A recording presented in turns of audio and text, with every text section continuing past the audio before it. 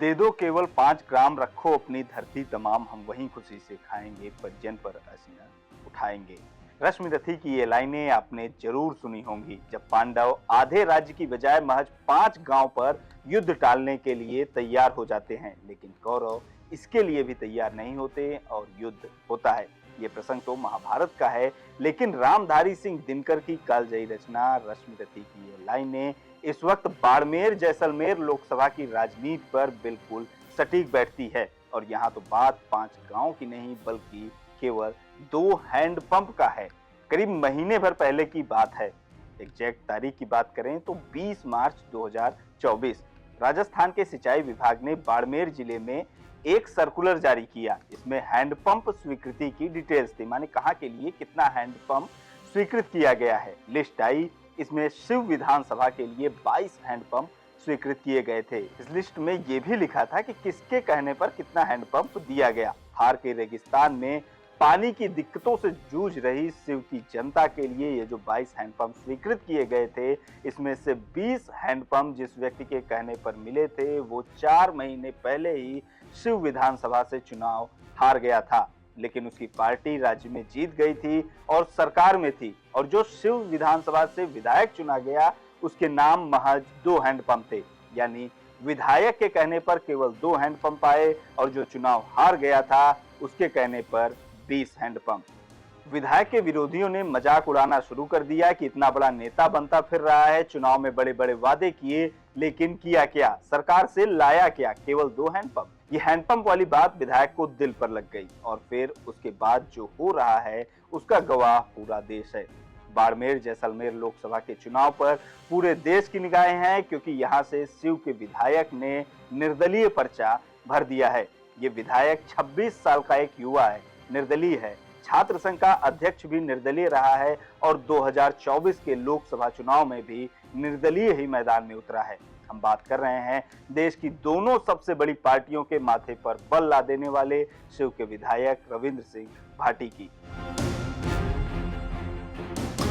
रविंद्र सिंह भाटी एक बार फिर से सुर्खियों में लौटे हैं। इससे पहले जब वो पिछले साल 2023 में विधानसभा चुनाव लड़ने के लिए मैदान में उतरे थे तब भी खूब सुर्खियों में थे। उनकी रैलियों में जमकर भीड़ आ रही थी। भाटी निर्दलीय चुनाव जीते और अब लोकसभा के मैदान में हैं और एक बार फिर से उनकी रैलियों में उमड़ रही भीड़ सुर्खियों में है, जिसने बड़ी बड़ी पार्टियों के नेताओं को परेशान कर रखा है। कांग्रेस बीजेपी दोनों ही पार्टियों ने इस सीट पर अपनी पूरी जोर लगा दी है। स्टार प्रचारकों की रैलियां हो रही हैं, सभाएं हो रही हैं। बीजेपी की ओर से तो राजस्थान सरकार से लेकर केंद्र सरकार तक के कई मंत्री बाड़मेर में प्रचार कर चुके हैं या आने वाले दिनों में करने वाले हैं। प्रधानमंत्री नरेंद्र मोदी भी बाड़मेर में रैली कर चुके हैं। बाड़मेर जैसलमेर लोकसभा क्षेत्र के सियासी समीकरणों पर आएंगे, लेकिन पहले रविंद्र सिंह भाटी के करियर पर नजर डाल लेते हैं।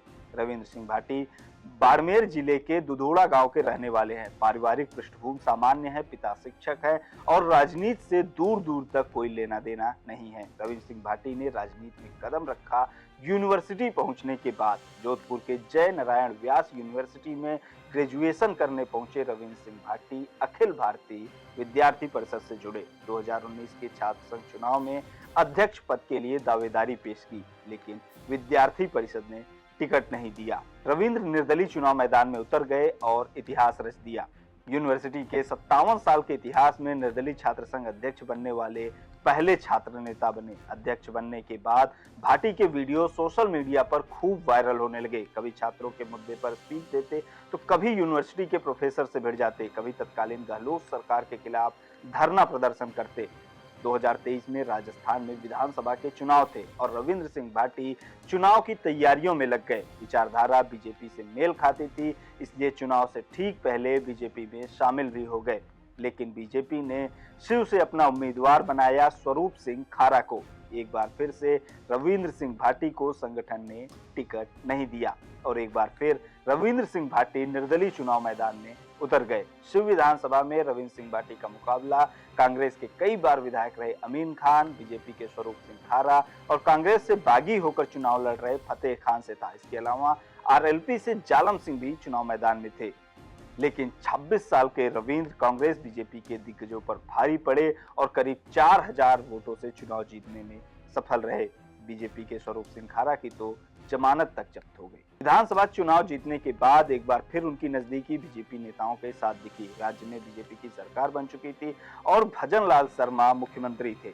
दिसंबर 2023 में विधानसभा के नतीजे आए और महीने भर बाद ही लोकसभा चुनाव की हलचल शुरू हो गई। खबरें चलने लगी कि रविंद्र सिंह भाटी अब लोकसभा चुनाव भी लड़ेंगे।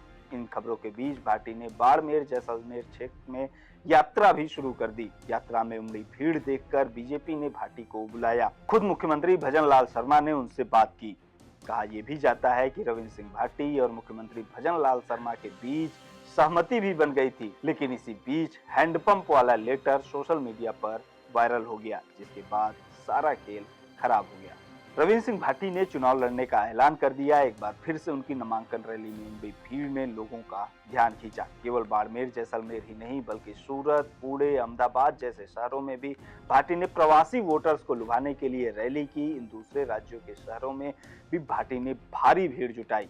9 अप्रैल को गुजरात के सूरत में भाटी ने कहा, मेरे इलाके के लोग कहते हैं कि 3 महीने में रविंद्र क्या लाए। लोग कहते हैं 2 हैंडपंप। जिस तरह 5 गाँव के लिए महाभारत हुई, उसी तरह से 2 हैंडपंप की लड़ाई में भी जीत हमारी होगी। मैं भाजपा को यह बताना चाहता हूं कि ये वही रविंद्र है जिसके कारण आज जयपुर और दिल्ली की सरकारें बाड़मेर में आकर बैठी हैं। बाड़मेर सीट पर निर्दलीय रविंद्र सिंह भाटी का मुकाबला कांग्रेस के उम्मेद राम बेनीवाल से है। बैतूल सीट से विधायक रह चुके बेनीवाल हाल ही में हनुमान बेनीवाल की पार्टी छोड़कर कांग्रेस में शामिल हुए हैं। विधानसभा चुनाव में कांग्रेस से बागी हुए फतेह खान भी वापस कांग्रेस में आ चुके हैं और अमीन खान तो है ही। ऐसे में कांग्रेस के उम्मेद राम बेनीवाल की दावेदारी भी यहां से कमजोर नहीं मानी जा रही, जबकि बीजेपी के कैलाश चौधरी दूसरी बार इस सीट से चुनाव मैदान में होंगे। कैलाश चौधरी मोदी सरकार में मंत्री भी हैं। 2019 में भी कैलाश चौधरी यहां से सांसद चुने गए थे। उनसे पहले 2014 में कांग्रेस से बीजेपी में आए कर्नल सोनाराम ने चुनाव जीता था। उस साल भी एक निर्दलीय उम्मीदवार था जिसने इस सीट को हॉट सीट बना दिया था।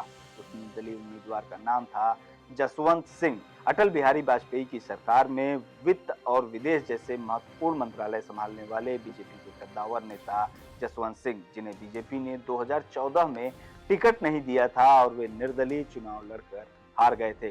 कर्नल सोनाराम ने जसवंत सिंह को 87,000 वोटों से हराया था। ये तो इतिहास की बात हो गई। आगे बाड़मेर जैसलमेर की जनता किसे चुनने वाली है, ये भविष्य के गर्भ में है। फिलहाल मुकाबला रोचक है और जो भी अपडेट्स इस सीट से होंगे लोकमत हिंदी आप तक पहुंचाता रहेगा। वीडियो के बारे में आपकी जो भी राय हो कमेंट बॉक्स में हमें जरूर बताएं। देखते रहिए लोकमत हिंदी।